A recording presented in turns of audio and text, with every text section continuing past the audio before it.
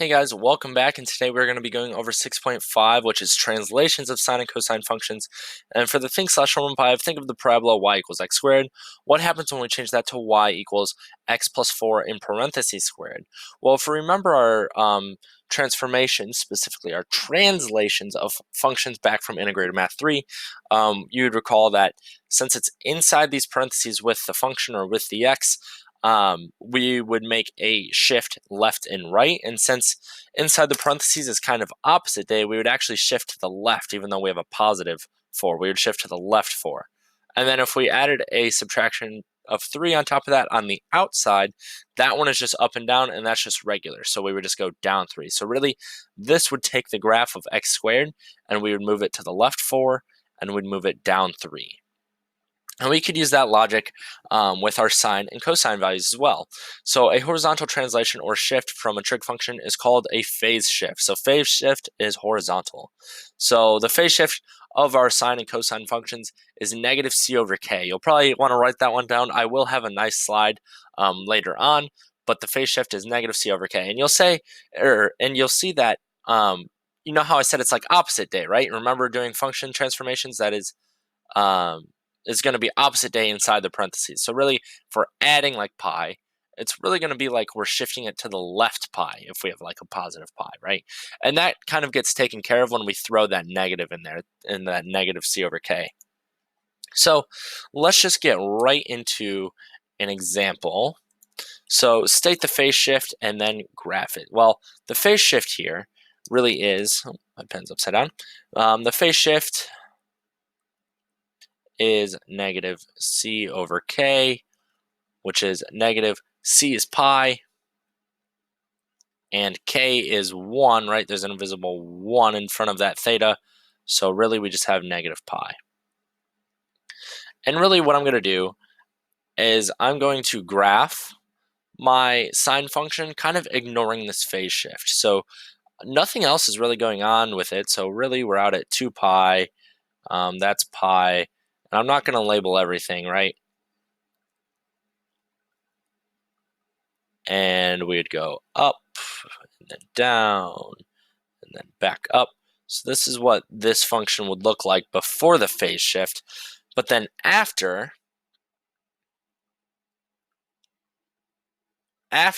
so really we want to shift it, and if we could think we can extend this, right? And we can extend it this way if it helps too, right? We'd go up and down again, right? Really what we're doing is we're taking this graph and we're shifting it to the left pi. So if we shift it to the left pi, we can really think that at here, we're starting here, right? If we shift everything to the left pi units, we're really starting there. So if we're out at 2 pi, that'll be pi halves. This will be 3 pi halves. Right, so it's really like we're starting here, right? If we were to take this whole graph and if I could move it and I were to shift it over pi, I would kind of start here. So really, now I have to go down to negative 1, and then we just complete it.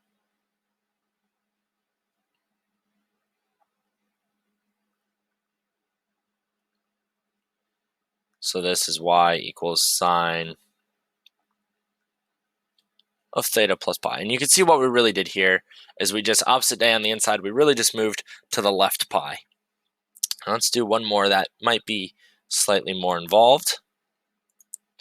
So this one, again, our phase shift is going to be negative c over k, which is negative. C here is negative pi halves. All over k here is 2. Negative and a negative make a positive, and that's going to be pi fourths. So keep in mind here, we have a little extra stuff going on here, right? Now we have a period to take into account. Our period is going to be 2 pi divided by k, which is 2 pi divided by 2. So really we just have pi. So let's think of a normal graph. I'm going to do my normal graph in black. So basically I'm going to graph this just without this phase shift. And our pi would be, or our period would be out at pi. So that would be pi halves. This would be pi fourths. And this would be 3 pi fourths. Don't really need that all labeled. Our amplitude is still just 1 and -1. And we would start up here and then move down, right? That's if we just took into account everything besides that phase shift. So I always kind of want to do that phase shift last. So that's taking into account this too. We don't really have anything else going on. But now we're saying, okay, our phase shift is pi fourths. So we really want to take this graph and move it pi fourths to the right. So let's think real quick of what happens on this side. This side, we're going to go similarly like that, and that's going to be negative pi fourths, right? So really, the actual graph,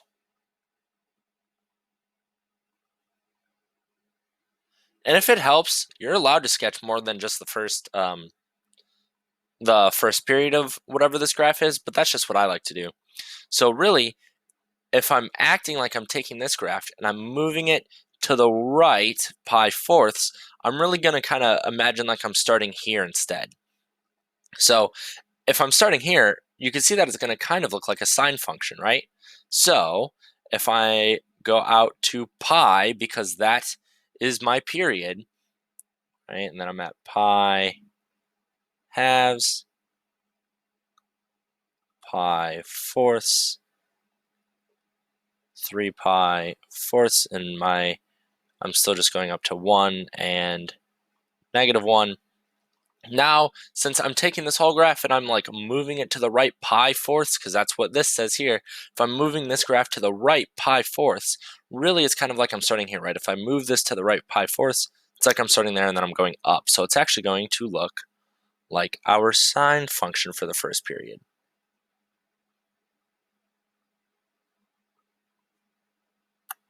Oop, I skipped one. There we go. That's why I was confused.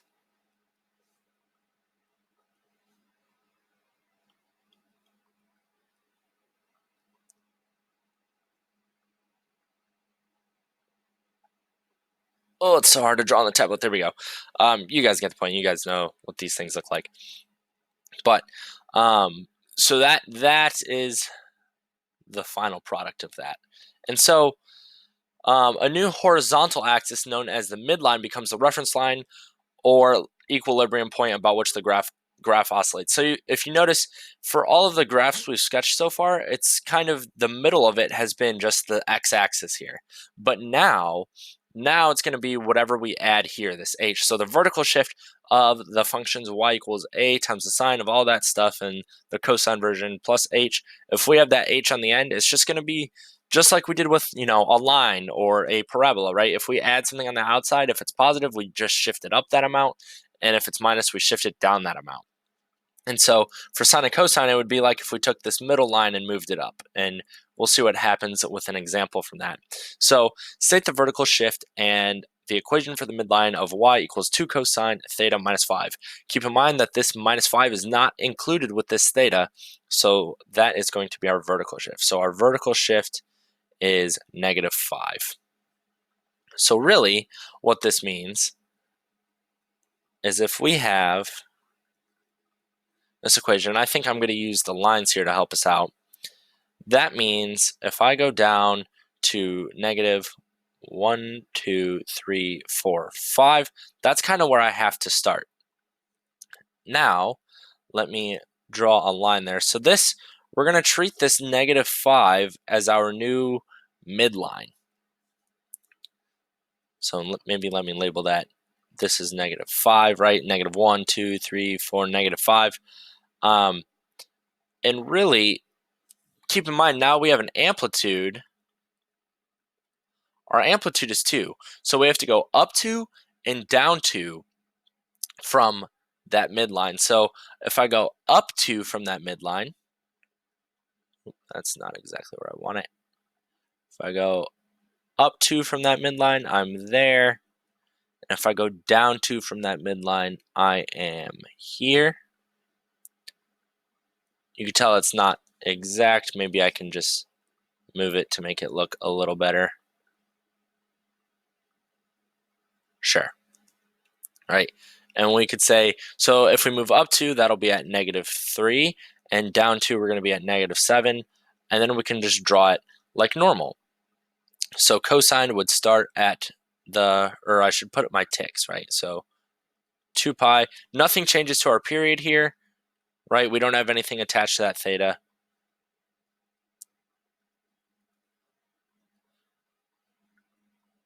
And I've made this graph kind of long, so it's going to look a little stretched. But so we start up there for cosine, and then on our next tick, we move down, and then we move down even further. So we're kind of treating this like the x-axis now. Like this would be our 0, right? We started at the max, then we move down to 0. That's really what I've done here. This is our new 0. And then we move all the way down, and then back up on the midline, and then there.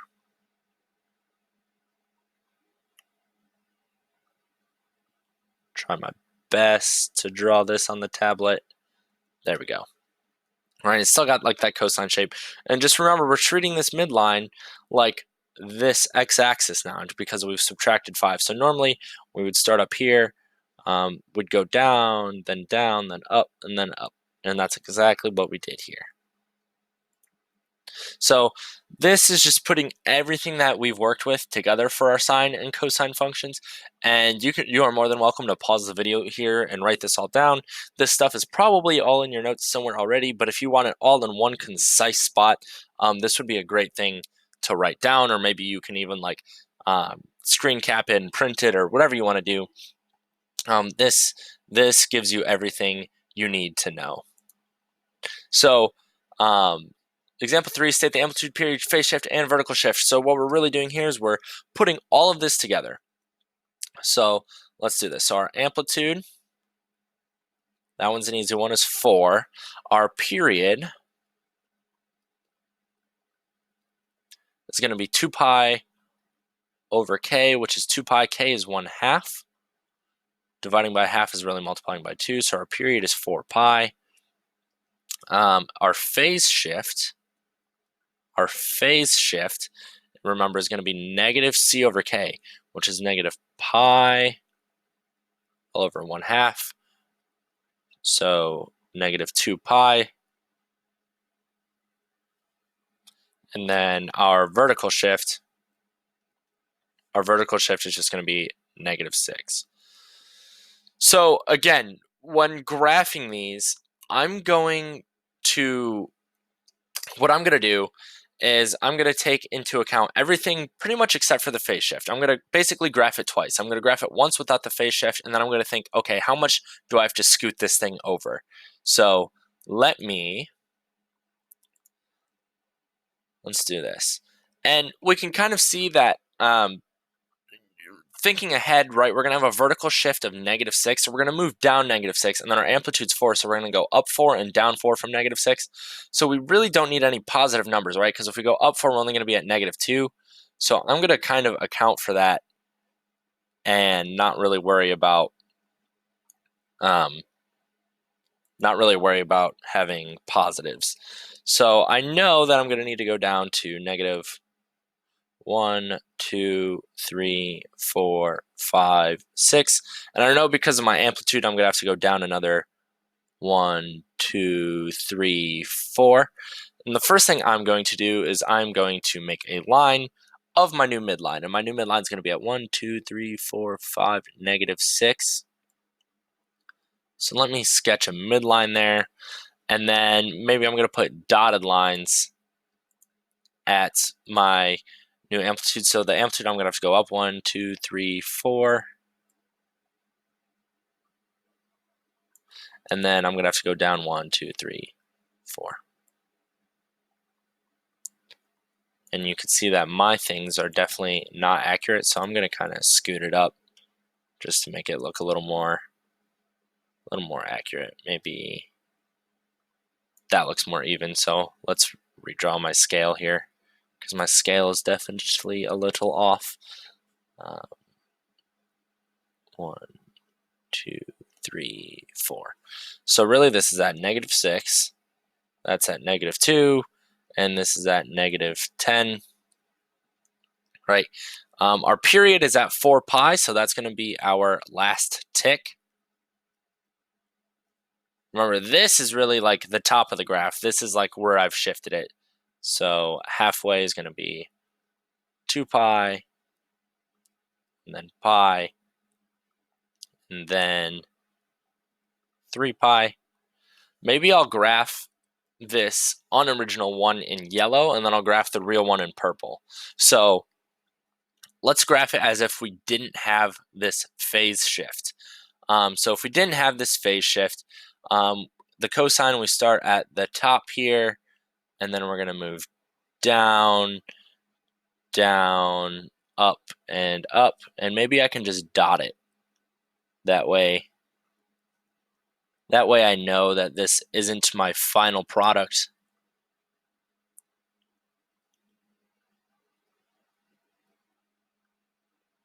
All right. So that's what it would normally be. Now let's do it with this phase shift. So really we have to think about what happens if we were to continue this. So let me see if I can actually group all this. And let's scoot this over. And let's just imagine that this continued off to the left, right? If this continued off to the left, it would look like something like that. Not the greatest, but let's just think about where 2 pi would be. Wouldn't -2 pi be right there? So really, if we were to move this, or we don't, sorry. We don't even need to think about what happens at, so really we need to shift it to the left 2 pi. So if I'm at 2 pi here, I'm thinking let's shift it to the left 2 pi. So I'm really thinking, well, if I drag this and move this to the left 2 pi, it's really like I'm starting here. So let's do that. So really, it's like I want to start there, and then if I start there, then I start to move up, and then I have to come back down again. So this purple line is what the graph actually looks like if we were to shift it 2 pi over, right? And since the period is 4 pi, it's really like we shifted it halfway from a normal one. So what's in purple is our actual graph of our equation. So write an equation of a sine function with amplitude 4, period pi, phase shift -pi8, and vertical shift 6. So we know that we're going to be in this form. Sine of k theta plus c plus h is what's going on. So let's just start writing it. I'm just going to leave myself some space because I know I'm going to have some work. Amplitude is 4. We can make that a 4 or a -4 since the amplitude is the absolute value. We have a period of, or so let me write this sine. We have a period of pi. Now remember, period is 2 pi all over k. So really when we say our period is pi, we have pi equals 2 pi all over k. If I were to solve for k, I would multiply that k over and then divide the pi. So I'd get k equals 2 pi over pi. The pi's cancel, so k is 2. So really then I have 2 theta. And now c, our phase shift, remember our phase shift is negative c over k. Well, we just found k to be 2, right? And our phase shift is -pi8. So for phase shift is -pi8, that's going to equal negative c, we don't know, all over k, we just learned was 2. So solving for that, the negatives, we can just cancel out the negatives and multiply that 2 back over. So we'd have 2 pi all over 8, which is going to be pi fourths. So that's going to lead us to c equals pi fourths, aka we have to add pi fourths. And then it says our vertical shift is +6, so we just have to add 6 onto there. And that would be our end result. And again, if you wanted, you could stick a negative in front of there if you wanted. It doesn't really matter.